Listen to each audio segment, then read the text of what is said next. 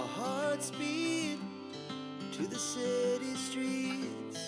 We began to hi food lovers, ఇంట్లోనే ఇలాంటి thick gravy ఉన్న ఎగ్ కర్రీ ఎలా చేయాలో ఇప్పుడు చూద్దాం. ఫస్ట్ అయితే ఎగ్స్ తీసుకొని బాయిల్ చేసుకుందాం. ఇప్పుడు ఆనియన్స్ ని మీడియం సైజ్ లో కట్ చేసుకోవాలి.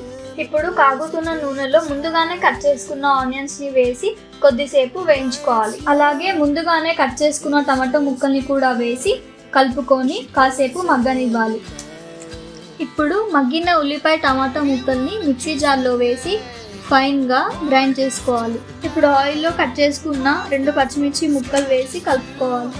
ఇందాక గ్రైండ్ చేసి పెట్టుకున్న పేస్ట్ వేసి చిటికెడు పసుపు, 2 టేబుల్ స్పూన్ కారం వేసి కలుపుకోవాలి. అలాగే 2 టేబుల్ స్పూన్ల ధనియా పౌడర్, తగినంత సాల్ట్ వేసుకుని బాగా కలుపుకోవాలి. ఇప్పుడు ఒక గ్లాస్ నీళ్ళు పోసుకొని మీడియం ఫ్లేమ్లో 5 నిమిషాలు మరగనివ్వాలి.